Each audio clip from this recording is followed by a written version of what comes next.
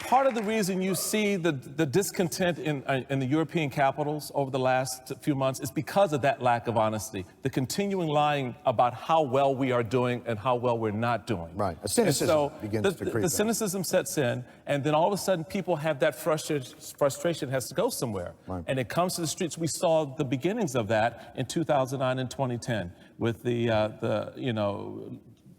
liberation of folks going out and talking and saying their minds. You're talking about Woodstock? You're talking about Woodstock? Yeah, absolutely.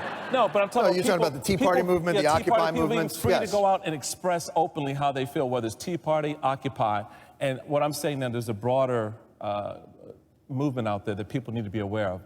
Both the president and Well, Ronald. I think technology has made it, there is a democratization of opinions and ideas that has occurred through that, and it's easier to organize those. But even with that, it felt like the Republican Party did their best to minimize the grassroots element. The way that they treated Ron Paul and his supporters in this campaign was nothing next to appalling. Like it was, they didn't give them any opportunity. It was. They put up a nice video, of Ron Paul at the convention. He didn't get to address them. They put in their plank ways that made it harder for his delegates to continue to express those kinds of insurgencies. What the Republican National Committee did to Ron Paul was the height of rudeness and stupidity. For this reason,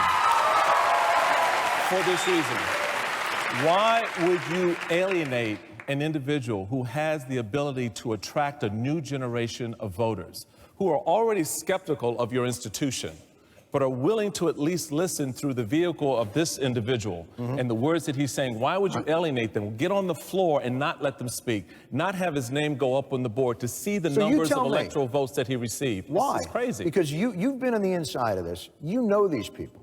Yeah, well. Why? Why would they do that?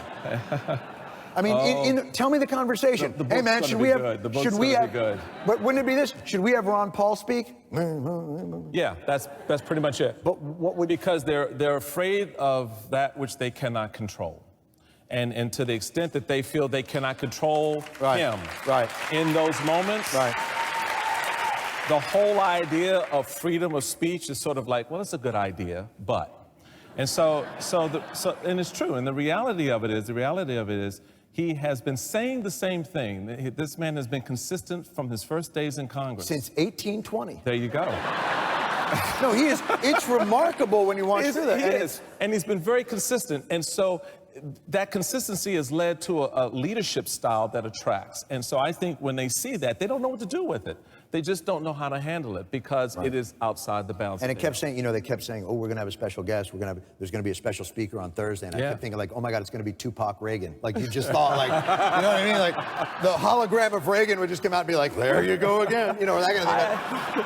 I actually thought it was going to be Snoop Dogg. I really You thought it would be Snoop. That'd be nice too. Yeah. But I thought, like, okay, maybe they will give Ron Paul, like, maybe that's the surprise. It'll be Ron Paul, or at the very least, Sarah Palin. It turns out it's Clint Eastwood. And you're like, why? How is that, again? What? All right. That says it all. I do the thing. We'll read the book. You'll come by when you have the book. Yeah, I will, but man. All right, it's nice to see you. Michael Steele.